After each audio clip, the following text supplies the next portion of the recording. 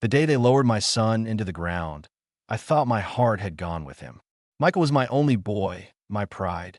He had inherited my stubborn jaw and my mother's soft eyes.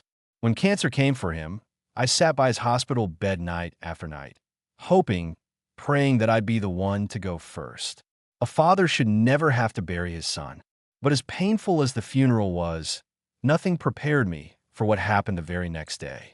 Arthur, my daughter-in-law Claire, said coldly, standing in the living room with her arms crossed, "This house is mine now. You can't stay here anymore. It's time for you to leave." Her words struck me harder than any illness or grief ever could.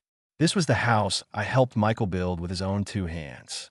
I'd laid the foundation bricks myself, carried the beams, painted the walls. I thought it would always be a place where family belonged, but Claire didn't look at me like family anymore. She looked at me like an inconvenience. I swallowed hard. "Claire, this was Michael's wish that we'd look after each other. I've just lost my son. You've lost your husband. Don't turn me away." She sneered. "You're old. You're useless. I don't need another mouth to feed. Pack your things."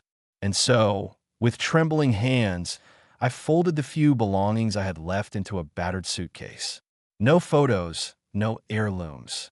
She didn't allow it.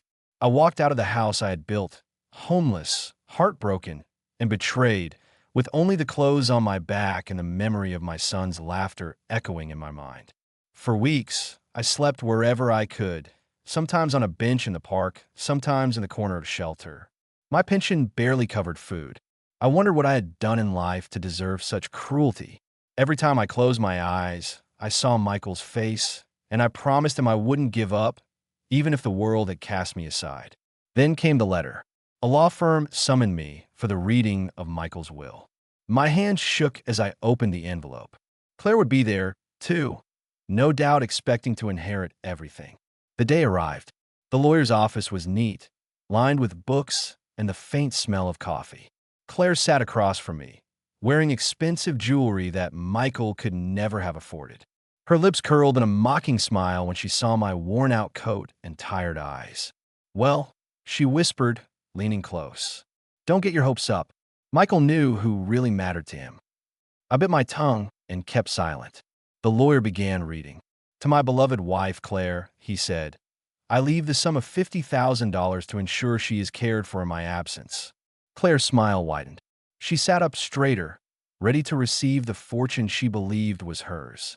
But then the lawyer continued, "To my father Arthur, the man who raised me, guided me, and never let me walk alone, I leave the house, the land, and the rest of my estate, valued at $13 million. The room went silent. Claire's face drained of color. "What? That can't be right. He wouldn't leave it all to him." She jabbed a finger in my direction, her voice rising in panic. "I was his wife. I took care of him. That house is mine." The lawyer adjusted his glasses.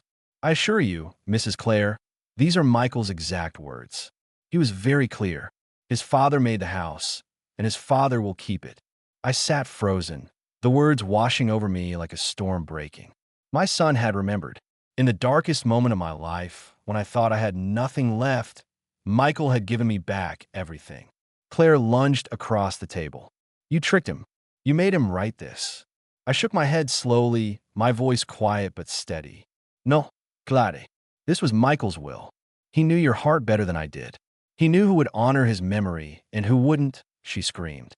But the lawyer's stern tone cut her off. "Mrs. Claire, I suggest you calm down. The will is binding. If you challenge it, you'll only drain your portion on legal fees."